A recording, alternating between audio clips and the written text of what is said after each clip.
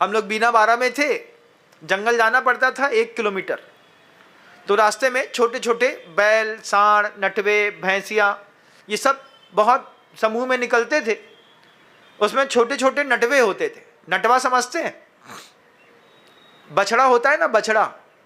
तो वो बछड़ा भी नहीं रह जाता और बड़ा भी नहीं होता, दोनों के बीच की स्थिति रहती है, उसको नटवा कहते हैं। उछलता बहुत है और काम में कुछ आता नहीं। तो वो नटवे के गले में उसको बैल बनाना था और किसान को बैलगाड़ी में लगाना था, जोतना था। तो नटवे के गर्दन में एक मोटी लकड़ी को 20 से 2 करके लटका दिया।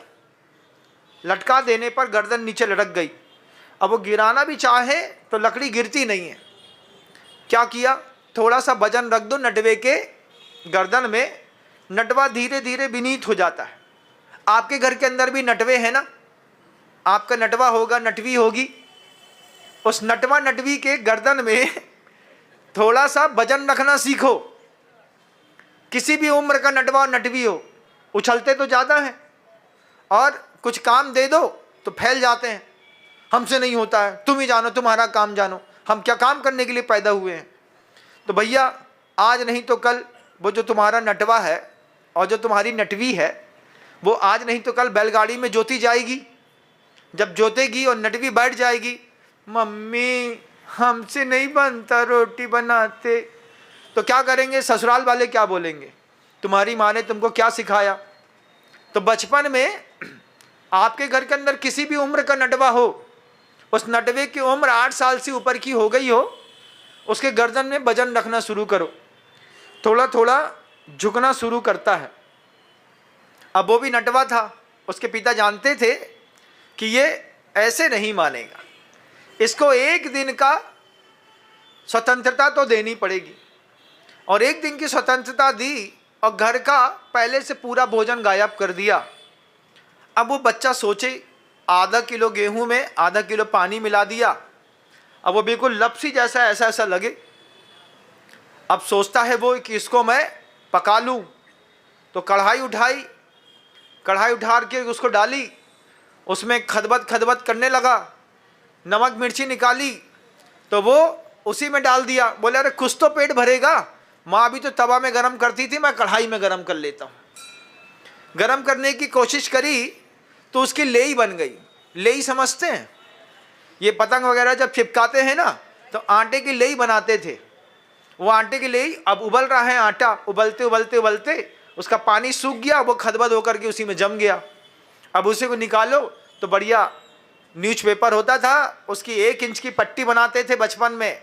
फिर चावल के थोड़े दाने से और नहीं तो आटे की लेई बना करके उसको बढ़िया चिपकाते थे, फिर पतंग उड़ाते थे, खूब ऊपर उड़ती थी। तो वो लेई बन गई उसके हाथ में, उसमें नमक मिर्ची जीरा धनिया मसाला सब डाल दिया। अब उसको लगे कि भाई ये खाने लायक है कि नहीं। अब अपने हाथ की चीज़ बनी है तो थोड़ा खा करके भी देख लेते हैं। अब खा के देखे तो यहाँ से वो नीचे ना उतरे। बेचारा परेशान, पूरा दिन गुजरा वैसे ही। पिता भी संकल्पी थे, एक दिन का तो अनुभव मिलना चाहिए। किस चीज़ का अनुभव मिलना चाहिए?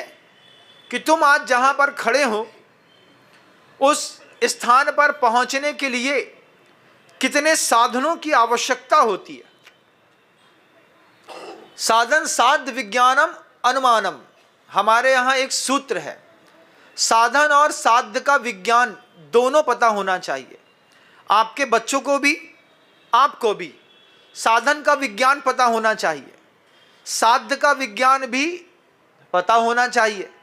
बच्चा साधन के विज्ञान से भी अनभिज्ञ है, साध्य के विज्ञान से भी अनभिज्ञ है।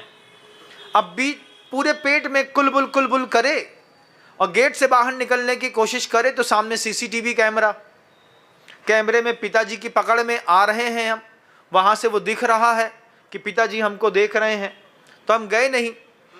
अपने बच्चों को कितने अच्छे जीवन आप दे दीजिए, लेकिन अगर आपने उनको साधन की विज्ञानता नहीं समझाई है, बच्चों को नहीं समझाया कि एक कार्य की सिद्धि में कितने साधन लगते हैं, कितने सारे साधन, रोटी बनाने में कितने सारे साधन लगे। आप सोचिए, पहले सबसे पहले खेत लगा, किसान की मेहनत लगी, दिन रात उसमें यूरिया फर्टिलाइज़र वगैरह डाले, सुरक्षा लगी। उसके बाद वहाँ से यहाँ लाए, धोना, सुखाना, कूटना, पीसना, चक्की लगी, फिर मेहनत लगी, विधि लगी। उसके बाद अनुमान ज्ञान लगा, तवा लगा, बेलन लगा, परथन लगा, अग्नि लगी। उसके बाद भी अगर अग्नि में चढ़ाने के बाद महिला पलटे नहीं, दिमाग इधर से उधर हो जाए तो रोटी भी इधर से उधर हो जाए। वो क्या हुआ महाराज, थोड़ी जल गई, थोड़ी ज़्यादा जल गई है। अब पति सोचता है कल यही बहाना मार रही थी, जल गई, आज फिर जल गई, फिर जल गई। पति को जली जली खाने की आदत पड़ जाती है। बोले अब ये ऐसे ही है, जिंदगी ऐसे ही चलने वाली है।